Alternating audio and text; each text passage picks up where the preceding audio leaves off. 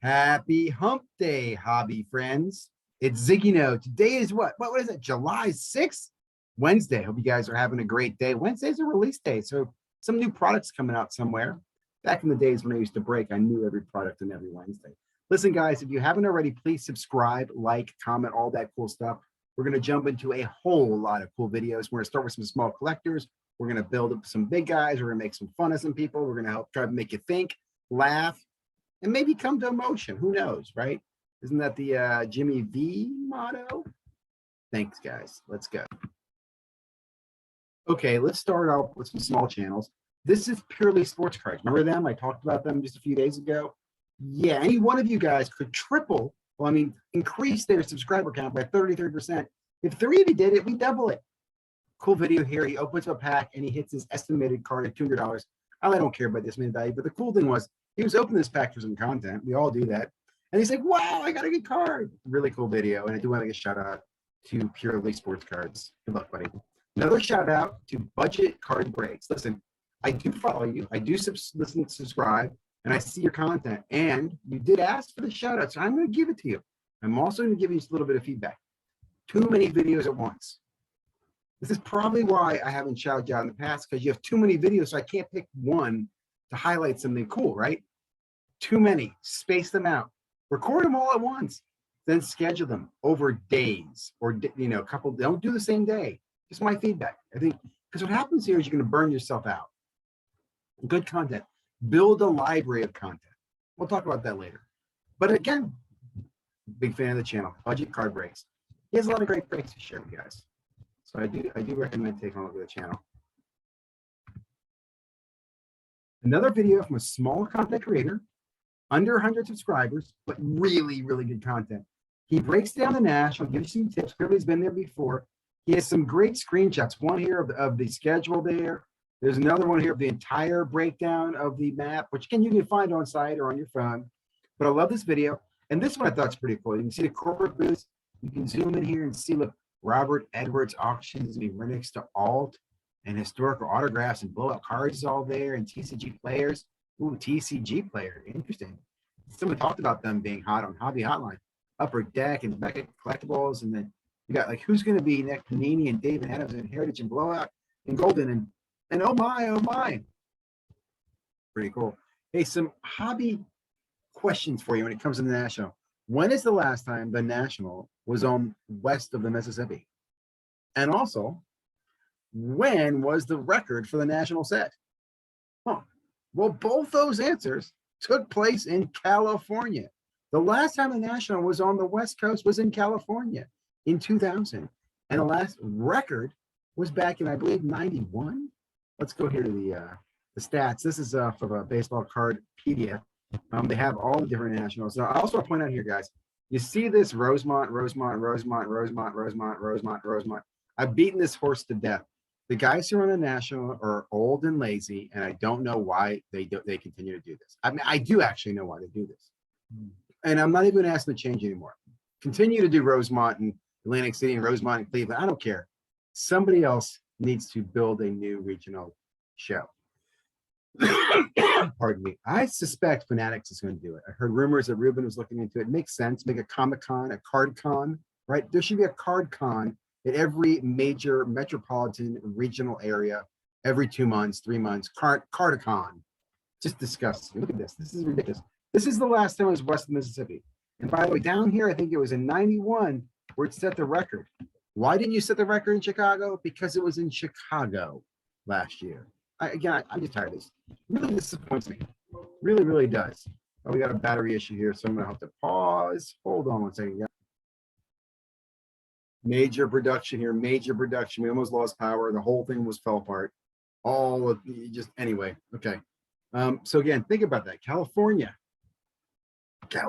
man. Okay, another great video from Card Cutter. He's also got Canadian cards on this. They go over wrestling cards. And here's a funny story. He talks about he submitted these cards, 87 cards.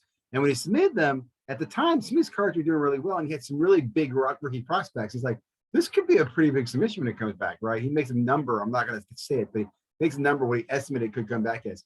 As you go through the submission, it's terrible. Why is it terrible? It's brutal. and I don't want to ruin it for you. Check it out. But what's cool at the end is that they find that both PSA and SGC made mistakes in labeling on the grading. The historical referencing or checking was wrong from both PSA and SGC. So I really thought that was interesting. I really enjoyed this video, guys. Thank you very much for putting it together. Inglorious P, if you haven't already, get over there and give us some subscriber love. Just dropped his first podcast. Like this, I think it's gonna be a weekly podcast, and gonna continue the YouTube content. So thought I'd give him a shout out and get his podcast going.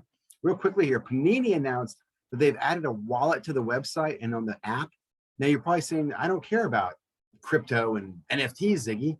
I know you don't, but those people who do now can use crypto to buy sports cards, right? They can buy Panini boxes, get in Dutch auctions, right? That could have an impact in the future. I don't think you'll see that right away. The market's, it's still correcting, but that's very interesting and a good move by Panini, in my opinion. Great video here from A League of Our Own, opening a mega box. Just a big fan, love the passion. This is true collector here. Thought I'd mention this. I think the video is out on July 4th, but I wanted to pull it out, bring it to your attention. I think I missed about talking about yesterday.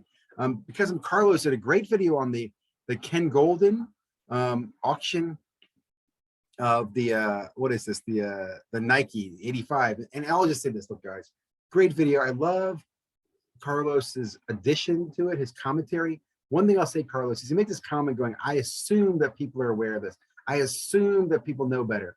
Don't assume that, man. They don't know better. Remember the bell curve? Look, don't assume.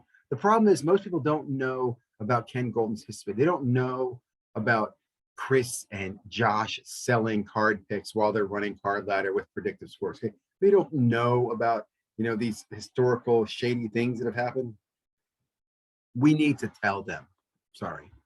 Great video, Carlos.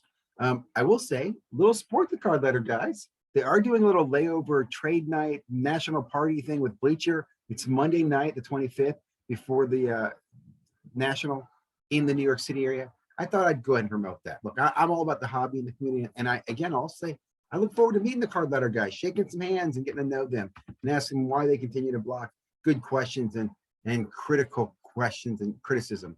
Okay, great video here from Soccer Study. Talking about PSA's expansion into Europe for grading. This is really interesting. First of all, I love the European insight from the different collectors abroad, right? Australia, China, Europe, man. It's good to get a good insight into what others are doing and how that's going to impact the global economy, the global world, this supply chain thing. We're all connected. Okay, cool video here from Mike's Retro.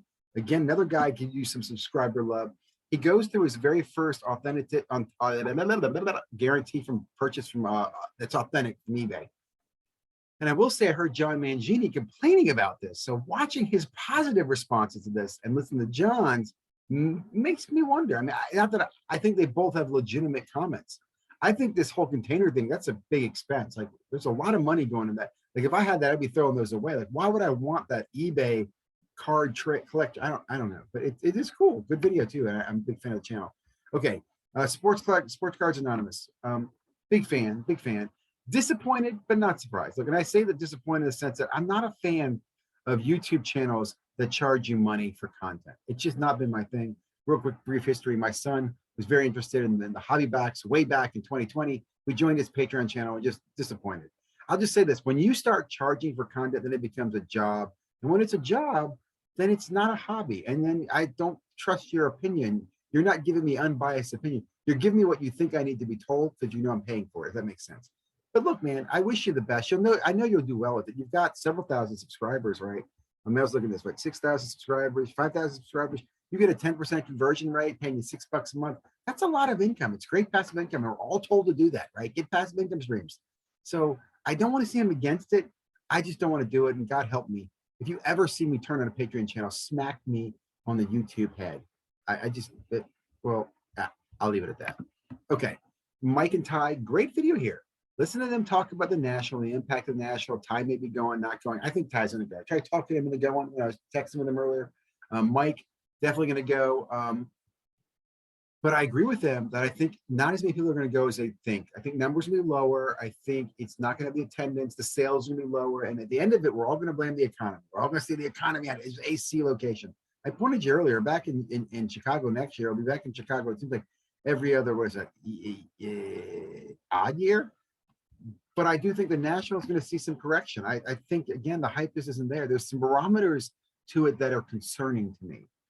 Again, correction is not a bad thing, right? The National used to be lame. I went there in 2016. I was like, really? This is what I went here for? I mean, I know it was really pumped up by the people who were in the hobby making money. Like the breakers really pumped it up for one. Okay, enough talk of that. Let's move on to Cajun Cardboard and Christina's PC. Let me say, when I think of Cajun Cardboard, I think of the coaching trees, right? You have the coaching trees in football. Well, they're underneath the card ladder coaching tree. He's got Christina's PC on. I often see Christina and Josh and Chris stay on those coaching trees underneath them. I like this conversation. I'm not here to knock anything. I enjoyed it. It was great listening to Christina. She's a true pack ripper. That's amazing. I love that. She admits all the boxes behind her are empty because she rips the packs. They talk to her like my boxes talk to me. She makes some great comments here about how she thinks print runs should be exposed. Here's my question. Do you think manufacturers even know the print runs? I know you're like, come on, Ziggy, of course they do. I know in the high-end products, they probably do, but do you think they really even know the print runs of Panini? Like how many base Lucas are out there? I don't think they do. We never got exact numbers from the 80s or 90s, did we? Have we ever got exact numbers or accurate numbers of print runs? No, it's just like, seems like it's mysterious. You know, somebody's billing somebody for like, hey, we printed this many cards, but who knows what's going on? So I've always wondered that. I also think the hit tracker, Christina talks about that. I think it's a great addition. Cool video here from Rob, sports card therapist. Rob, I wish you again. He's underneath the card ladder coaching tree, so I hope you branch out. This is a new guy. I like that. Here's my thoughts on this. My favorite part of this was listening to young David here talk about, now David, I think he's 17 now. He's not card collector, 16, I think he's 17 now. Talk about when he was way back in 2017 in a break for National Treasures break, by the way, and hit Patrick Mahomes RPA to 13, right? And he sold that for $3,000. And, you know, Rob says, do you regret it? He goes, no, I don't regret it because that $3,000 helped propel me to where I am today. Love that. That's a very profound comment. I can totally relate to that. You can't make, hey, what decision you make day gets you where. But here's the big white elephant in the room. Who got this kid, and I don't mean to be mean, into a National Treasures break when he's what, 12?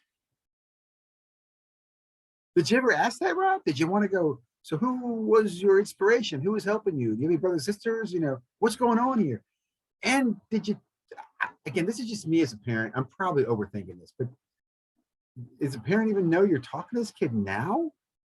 I don't know. I just thought that was interesting to me. Like, I'm all for it. And I love this story. I loved his insight. He does say his grandfather helped him get into vintage. And I think it must be part of his inspiration or part of his guidance. But I just think Rob should have asked about that and gotten more insight from that. That's just I'm overthinking it. Okay, real quickly here. First of all, let me just introduce myself. This is me right here.